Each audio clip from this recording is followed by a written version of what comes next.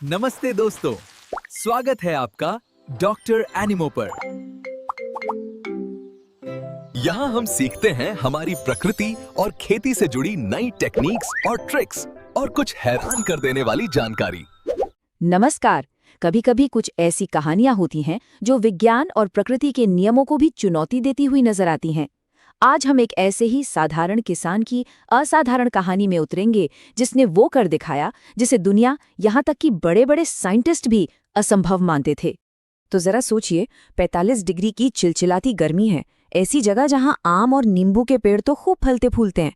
क्या ऐसी जगह पर बर्फीले पहाड़ों पर उगने वाले रसीले सेब की कल्पना भी की जा सकती है? बिल्कुल नहीं, है ना? यही वो सवाल है जो इस पूरी अविश्वसनीय कहानी की नींव रखता है। तो चलिए मिलते हैं इस कहानी के हीरो हरिमन शर्मा जी से। वो हिमाचल प्रदेश के पनियाला गांव के रहने वाले हैं। एक ऐसा इलाका जो अपनी गर्मी के लिए जाना जाता है, सेब के लिए तो बिल्कुल नहीं। मतलब ये जगह सेब उगाने के हर नियम, हर कानून के खिलाफ थी। हरिमन जी की जिंदगी शुरू से ही आसान नहीं थी। जन्म के बस 3 दिन बाद ही माँ का साया सिर से उठ गया। गरीबी इतनी कि स्कूल भी छूट गया और पेट पालने के लिए दिहाड़ी मजदूरी से लेकर पत्थर तोड़ने तक का काम करना पड़ा। लेकिन इन सारी मुश्किलों के बावजूद एक चीज से उनका रिश्ता कभी नहीं टूटा, और वो थी मिट्टी। अब सेब की खेती का एक बेसिक साइंस समझ लेते हैं। सेब के पेड़ों को फल देने के लिए चाहिए होते हैं चिलिंग आवर्स, मतलब कई 100 घंटे 0 से 60 डिग्री सेल्सियस के ठंडे तापमान में। ये एक साइंटिफिक फैक्ट है, एक अटल नियम। और बस यही एक नियम हरिमन शर्मा की कहानी को किसी चमत्कार से कम नहीं बना। और फिर आता है कहानी में वो मोड़ जहां से एक पूरी क्रांति का जन्म होने वाला था। एक बहुत ही छोटी सी, एक मामूली सी घटना जो सब कुछ बदलने वाली थी।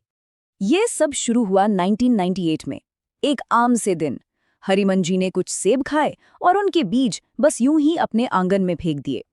एक ऐसा काम जो हम में से कई लोगों ने कभी ना कभी किया ही होगा, ये सोचे बिना कि इससे इतिहास भी बन सकता है।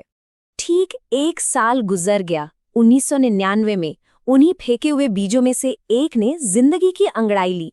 मिट्टी को चीरकर एक छोटा सा नन्हा सा पौधा बाहर झांकने लगा। पर ये कोई आम पौधा नहीं था, ये एक सेब का पौधा था जो उस गर्म जमीन पर उग आया था जहां उसका होना नामुमकिन था। ये प्रकृति का एक अजूबा था और हरिमन शर्मा ने फैसला किया कि वो इस अजूबे को बचाएंगे, इसे पालेंगे। जरा इस फर्क को देखिए।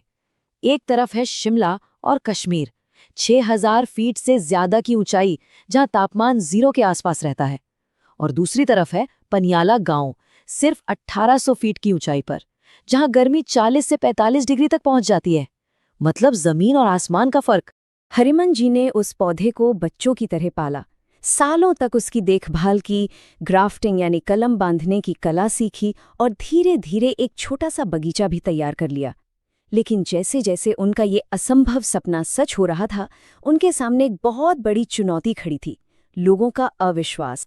कोई मानने को तैयार ही नहीं था। उनके अपने गांव वाले, पड़ोसी सब मजाक उड़ाते थे। बातें सुनने को मिलती थीं कि ये तो झूठ बोल रहा है, अरे गर्मी में कहीं सेब उगते हैं भला। सोचिए, उस एक अकेले इंसान पर क्या बीत रही होगी जिसकी सालों की मेहनत को लोग एक झूठ बता रहे थे। जब किसी ने यकीन नहीं किया तो हरिमन शर्मा ने सच को दुनिया के सामने लाने की ठानी। उन्होंने 10 किलो सेब और 5 किलो आम एक बैग में भरे और सीधा पहुंच गए राजधानी शिमला। अब सवाल ये है कि वो आम क्यों ले गए? ये साबित करने के लिए कि देखिए, ये दोनों फल एक ही गर्म जमीन पर एक साथ उगे हैं। और बस वही था वो ऐतिहासिक पल। जब वैज्ञानिकों और सरकारी अफसरों ने उन सेबों की जांच की तो वो हैरान रह गए। उन्होंने हरिमन जी के दावे पर मुहर लगा दी। ये सिर्फ एक किसान की जीत नहीं थी, ये एक पूरी कृषि क्रांति की शुरुआत थी।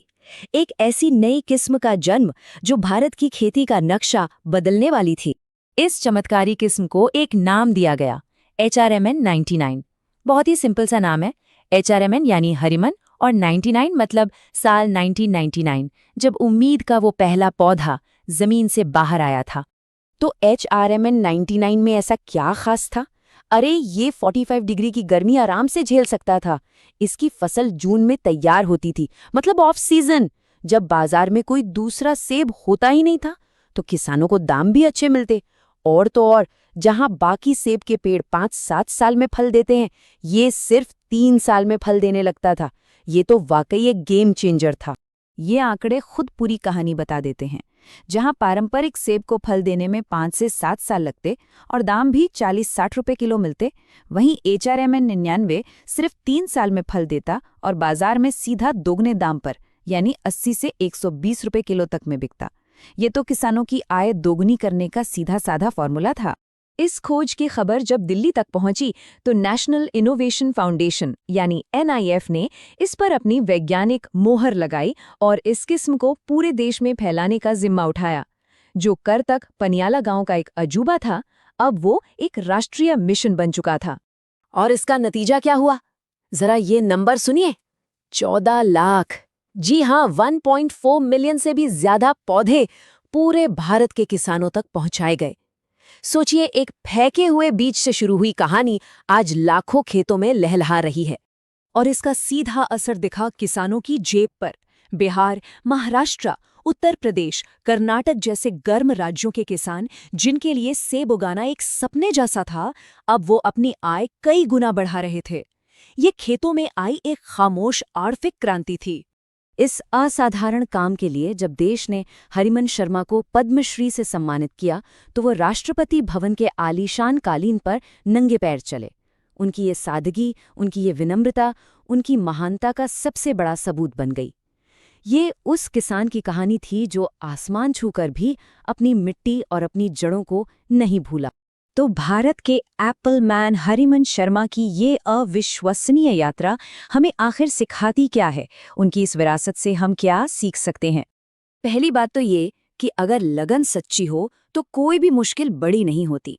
दूसरी बात ये कि बड़े बड़े आविष्कार अक्सर छोटी छोटी चीजों को गौर से देखने से ही होते हैं। और सबसे बड़ी सीख, ज्ञान को अगर बांटा जाए तो उसका असर कई गुना बढ़ जाता है, बिल्कुल हरिमन जी की तरह। तो ये कहानी हमें एक बहुत ही जरूरी सवाल पर लाके छोड़ देती है। हमारे आसपास ऐसे कितने ही असंभव लगने वाले आइडियाज हैं जो बस खोजे जाने का इंतजार कर रहे हैं। हरिमन शर्मा ने एक फेंके हुए बीज में क्रांति देख ली थी। सवाल ये है कि हम अपने आसपास बिखरे हुए अवसरों में क्या देखते हैं? अगर आपको जानकारी अच्छी लगी तो वीडियो को लाइक और शेयर जरूर करें और डॉक्टर एनिमो को सब्सक्राइब करना मत भूलना। मिलते हैं अगली मजेदार सीख में।